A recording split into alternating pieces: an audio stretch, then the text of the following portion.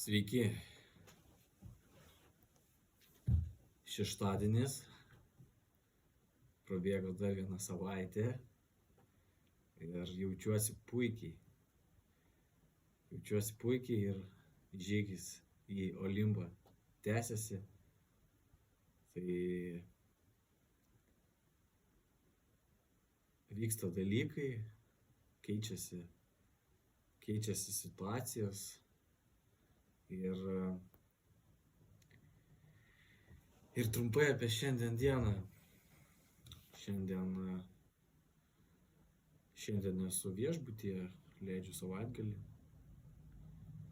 Tai vėl bėgau 65 minutes, dar vienas rekordas.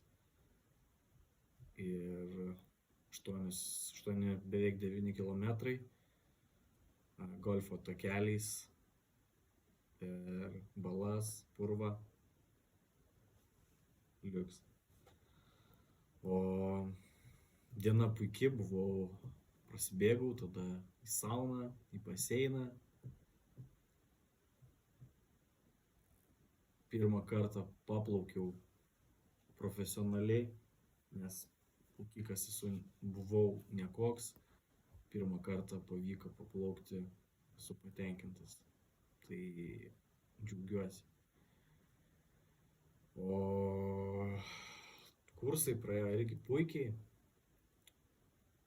Tiesiog smagu dalyvauti. Ir vieną dalyką, kurį jau suprantu, 2 dalykus gavau, vieną, tai labai džiaugiuosi. Tai yra Harv Eker Millionaire Mind Intensive Course, Harv Eker sistema apie stiklainius arba banko accountus, banko sąskaitas. Tai jisai rekomenduoja susiskirstyti į savo pajamas procentais. Tai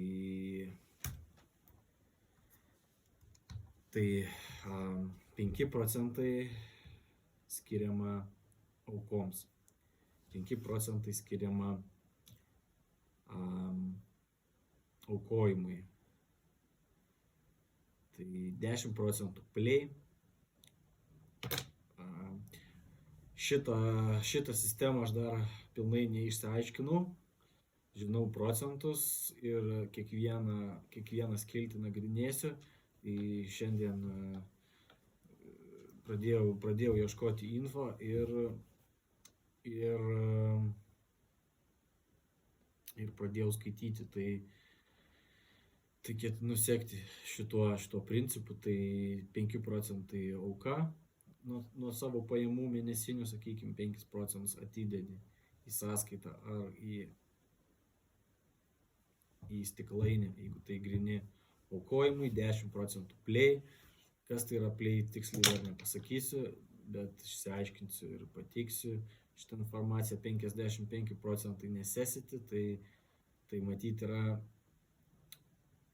visi svarbiausios išlaidos mėnesinės. Tada education, studijoms, mokslams, tobulėjimui asmeniniai 10 procentų, long term saving for spending 10 procentų, tai kiekvieną atskirai reiktų peržvelgti, kai įsiaiškinsi, pilnai suprasi. Ir financial freedom account yra 10 procentų. Tai čia turbūt susijęs su Briano Tracy, kuris sako, kad turi būti pinigų suma banke, kuri yra neliečiama. Tai galbūt financial freedom account galėtų tai būti, kur ten dedi pinigus ir jų nelieti.